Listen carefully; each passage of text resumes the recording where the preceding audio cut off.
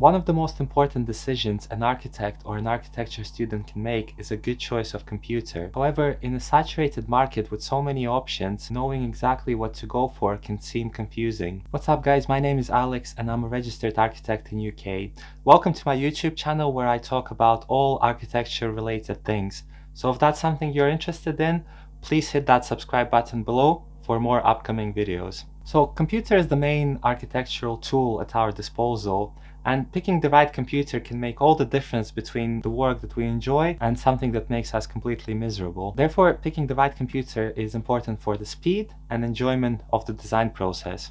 If you're looking at getting a new computer or upgrading your existing setup, then it's worthwhile looking at the possible options against a certain criteria. So first of all, let's have a look at the size and the portability of a computer. So this really comes down to personal preference. If you are looking for as much power as possible and the most value for money, and you don't mind spending time in one space all the time, then desktop might be the best option for you. However, if you're looking for that flexibility and ability to move around with your work, then laptop is the obvious choice. Generally speaking, laptops for architecture students are better because you can show your work to your peers, to your tutors, and you can use it in your studio if you have a studio environment where you all work together. The next thing to consider is the screen size. With a desktop setup, 21 to 27 inch monitor is usually a safe pick, and with laptops it's a kind of a matter of a personal taste. I like 15 inch because it just gives me a bigger real estate on a screen, whereas with 13 inch screen it's less of that. I know that some people like them, but I personally like the ability of having several windows side by side on a bigger screen because I can see more and can feel more immersive. And especially if there is no opportunity to connect external monitor easily, I think going for a bigger screen on a laptop is definitely the way to go for architects. So another thing to consider from value for money point of view is that you generally want to avoid the two-in-one solutions like a laptop and a tablet in one, because the money you spend goes into covering the fancy design of device rather than paying for a good powerful machine. So the suggestion here is to go for the plain simple computer with a screen,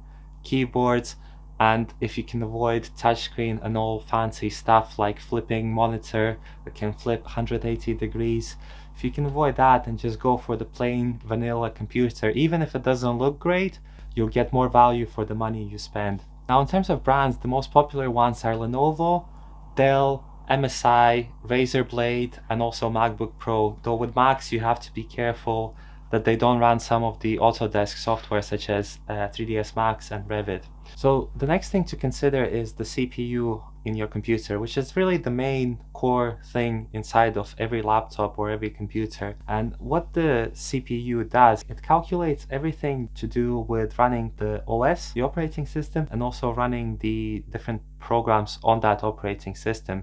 So for architects specifically, it's to do with things such as rendering, performing complex operations, extrusions, subtractions in BIM, CAD, the 3D. It's also responsible for running Photoshop and other editing softwares, like video editing software, smoothly. So it's important to pay close attention to this component when purchasing your computer, because if the CPU is slow, it will make the whole computer slow.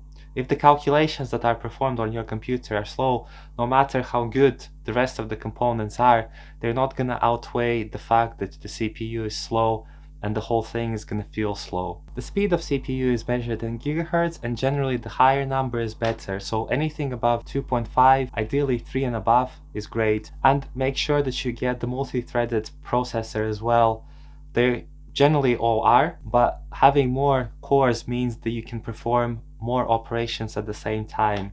So for example, if you're rendering something, you'll see the little squares on your rendering window, and those little squares are basically each of the processor core rendering certain bits of the image. So naturally, the more of these squares you can get on the render, the quicker the image will render. And naturally, running the programs, running different commands in your CAD, BIM, 3D, Photoshop will be much smoother if the processor is sufficiently powerful enough. So the second most important thing to consider is RAM. And RAM works quite closely together with the CPU. CPU makes calculations, and the RAM is where all those calculations are stored and then retrieved back into CPU for more calculations. So these two work together all the time.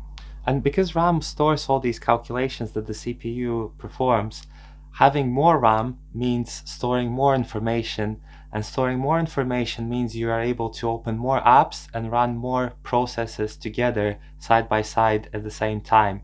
So having a lot of RAM really means that the computer appears to run fast and that you can perform different tasks at the same time. So you can have your Photoshop open next to Revit, next to AutoCAD, and next to whatever else, and them all running simultaneously. So you might have noticed that sometimes when you run several different programs and they all appear to be really slow, that might be because RAM is maxed out.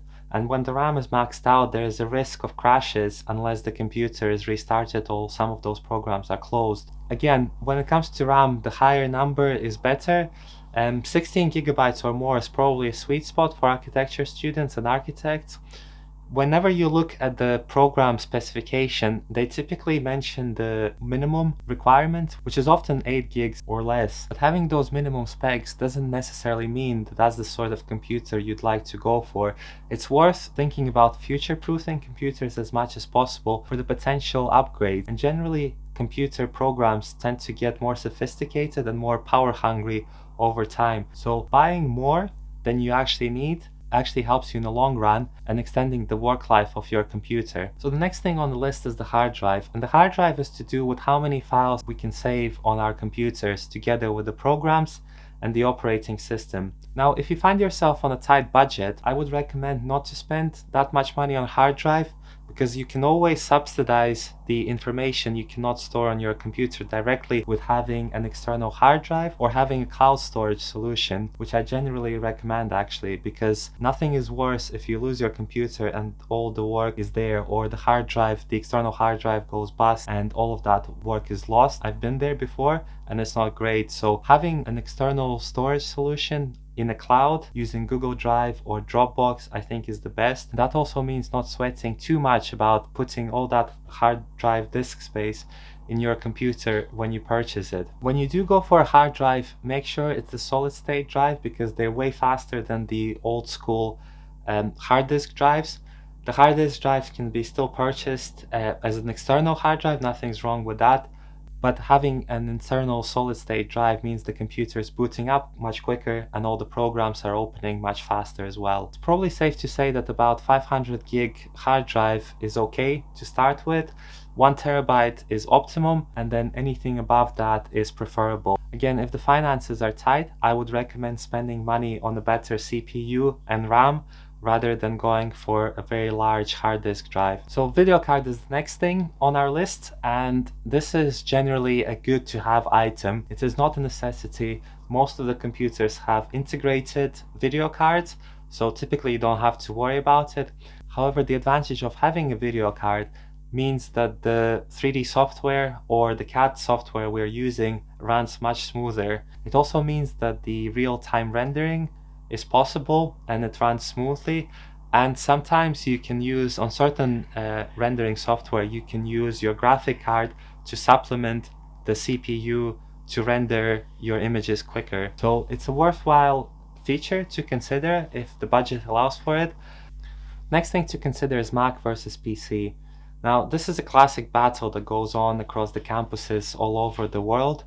And I think the answer to this is pretty easy. Most architecture students should go with PCs because they are more cost effective and they have better compatibility with the software available, such as Revit, 3ds Max, etc. On Mac, if you would like to run some of these programs, you would have to install Boot Camp or Parallels to do that. However, I think the choice between the two really comes down to personal preference. I worked with Mac in my first job and I absolutely loved it. I think the workflow on it is great, very intuitive, it's very simple to use. Mac is my personal preference, and I did used to have PC when I was in university. So I have worked in both and I chose Mac, but it does mean that the Revit and 3ds Max, for those programs, I would have to switch to Windows. So the money is the last one, and as you may have noticed throughout the videos, that was one of the kind of guiding principles, because I know it is important for architecture students to get the most value for their money. And I noticed that other YouTube channels, they've put forward the kind of more expensive types of computers. I think you can get a computer for £1,000 or $1,000, and maybe even cheaper if if you would like to go for a desktop setup, as if the money is really an issue. But generally speaking, I would recommend, if you can, to buy as much laptop as you can, spend as much as possible on it,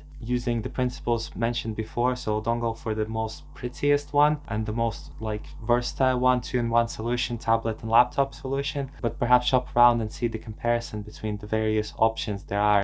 Another top tip when it comes to computers is really optimizing your workflow, because even with the most powerful computers, if we create files that are heavy and unnecessarily cluttered with all the stuff that's not really necessary, no matter how good your computer is, your Revit, AutoCAD, Photoshop files are going to be slow. So learning how to use things like proxies, external references, and generally keeping files light, free of the clutter, would be one of the best recommendations I can give. When I was in uni, I didn't have a particularly powerful computer, but I was able to do a lot on it because I was clever about how I used the software, and I put some time into researching how the various software works to make the most out of my laptop and most of the possibilities that there are within those softwares. So faster laptop will not make a huge difference if you routinely make your files unnecessarily heavy. So these are the tips for picking the right kind of computer for architecture students or architect. So I hope you found this video useful. Smash that like button if you did, and subscribe for more upcoming content relating to architecture. Let me also know in the comments which of these tips you found to be most useful. Thanks for watching, and I'll see you in the next video.